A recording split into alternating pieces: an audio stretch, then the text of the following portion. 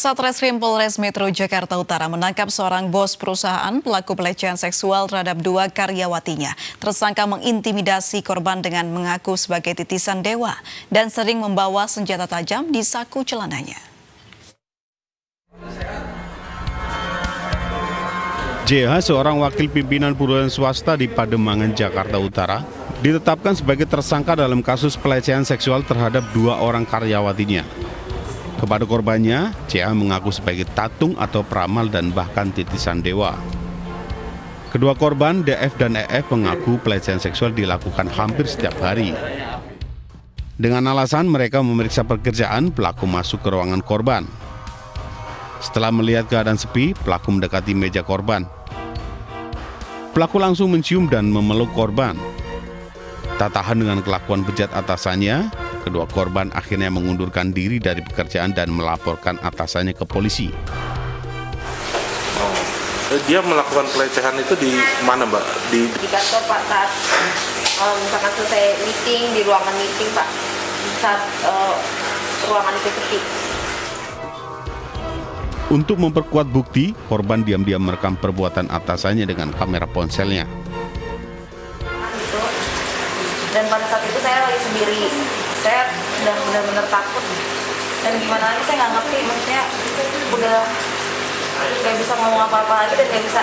Kalau saya kabur, maksudnya saya kabur, nanti saya gimana gitu, saya takut ya. Jadi saya coba untuk merekam. Saya kerja di depan saya laptop, lalu ada handphone saya. Handphone saya nyalakan video itu full awalnya, cuman pada saat dia datang dan dia melakukan itu dan memaksa, saya juga otomatis takut dia melihat handphone saya dan gimana, jadi ya langsung aja gitu mati. Dia sering membawa-bawa keris di belakang sakunya. Awalnya kedua korban tak berani mengadu karena melihat bosnya selalu membawa senjata tajam di saku celananya. November, dia diperlakukan dirayu bujuk rayu, yaitu dengan cara akan meramal dan sebagainya. Tetapi ada pemaksaan, unsur pemaksaan di dalam bujuk rayu tersebut, yaitu dengan cara menyentuh bagian-bagian vital atau menyentuh organ-organ positif di tubuh korban tersebut. Setelah itu masuk lagi sekretaris kedua, yaitu saudari EF, yang maksudnya sekitar bulan September, juga diperlakukan hal yang sama. Korban-korban ini tidak berani melawan karena mereka melihat bahwa tersangka ini sering membawa senjata tajam di pinggangnya. Tersangka dijerat pasal 289 KUHP tentang tindak pelecehan seksual dengan ancaman hukuman penjara maksimal 9 tahun. Dari Jakarta, Vendra Kurniawan, iNews melaporkan.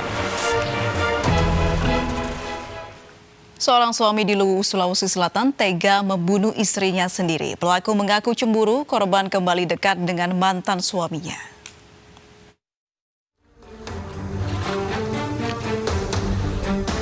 Warga Dusun Taruwe, Desa Buangin, Kabupaten Luwu Utara gempar saat mendapat lince butuh tewas bersimbah darah di pematang sawah.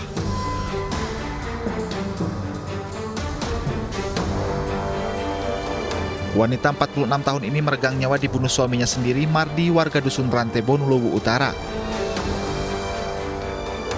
Pelaku mengaku cemburu saat mengetahui korban kembali dekat dengan mantan suaminya. Saat terlibat cekcok, pelaku yang tidak bisa menahan emosi akhirnya menganiaya korban menggunakan senjata tajam hingga tewas. Nama pelakunya Mardi, 41 tahun. Korbannya istrinya sendiri, namanya Lince Butu, dia berumur 46 tahun.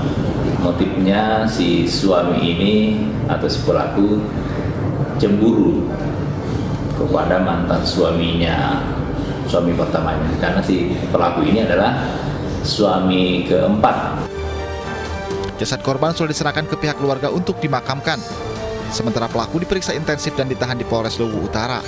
Dari Luwu Utara, Sulawesi Selatan, Nasruddin Rubak, iNews melaporkan. Pemirsa, Gunung Sinabung di Kabupaten Karo, Sumatera Utara kembali erupsi memuntahkan awan panas. Petugas gabungan memantau perkembangan aktivitas sinabung dan menghimbau warga agar tidak mendekati zona merah.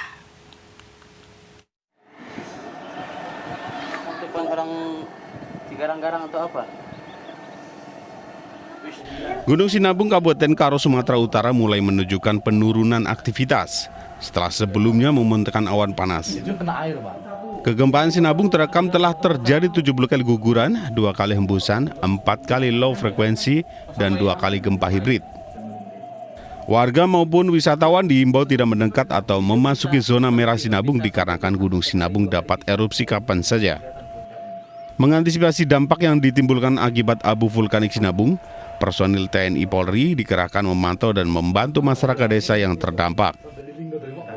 Setelah kita menunggu nanti sampai dengan kondisi stabil, dalam arti gunung sudah relatif kembali landai kembali, baru kita akan meluncurkan tim untuk pembersihan desa-desa mana saja yang terdampak abu untuk kita laksanakan pembersihan.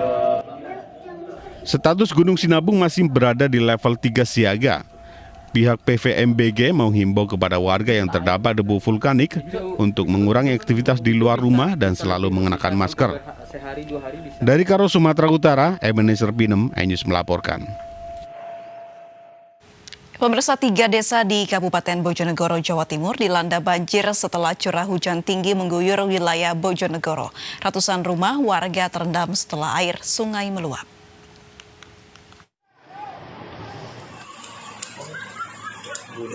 Curah hujan yang tinggi yang mengguyur wilayah Kabupaten Bojonegoro mengakibatkan 2 sungai meluap.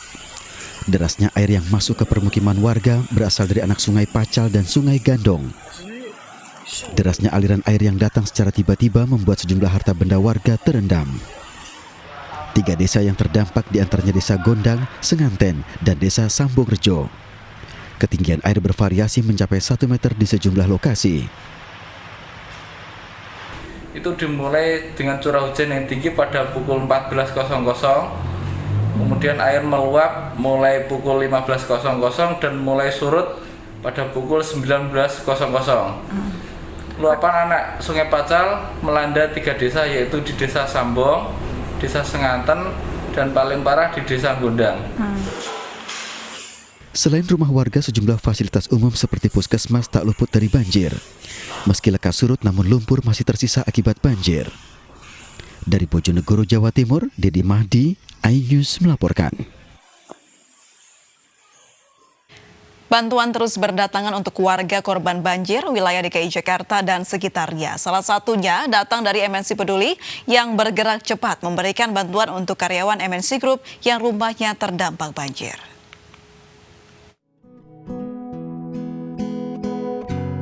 Trauma masih menghantui Nur Rohman setelah banjir sedalam 2 meter menggenangi rumahnya di kawasan Mampang, Jakarta Selatan beberapa waktu lalu. Lelaki yang sudah bekerja selama 4 tahun sebagai pembersih kaca gedung di MNC Group ini sempat terjebak di dalam rumah bersama anak dan istrinya. Beruntung mereka selamat dan berhasil dievakuasi ke tempat pengungsian. Tiba-tiba jam 5 menjelang subuh, itu air udah naik sampai atas genteng. Ya sekitar 2 meter lah, untuk bantuan nggak bisa masuk. Jadi sementara yang ada di rumah aja yang kita makan. Kondisi yang dialami Nur Rohman ini mendapat perhatian dari MNC Peduli. Lembaga CSR milik MNC Group ini bergerak cepat memberikan bantuan. Tidak hanya Nur Rohman, bantuan juga diberikan kepada puluhan karyawan MNC Group lainnya yang menjadi korban banjir. Ya, harapan ke depannya tentunya agar kejadian seperti ini tidak ada lagi. Kita tidak pernah mengharapkan ada musibah ya, tapi juga jika ada kejadian seperti ini lagi, tentunya kami dari grup, kami dari MNC Peduli akan terus berusaha untuk memberikan bantuan sesuai dengan kebutuhan, dengan tepat dan juga cepat. Kondisi yang dialami korban banjir sudah seharusnya mendapat perhatian dari semua pihak. Terlebih mereka juga masih harus menghadapi bahaya pandemi COVID-19. Tim Liputan iNews melaporkan. Penyidik Komisi Pemberantasan Korupsi petang tadi menyegel rumah pribadi mantan Menteri Kelautan dan Perikanan Edi Prabowo. Kami kembali usai jeda berikut ini.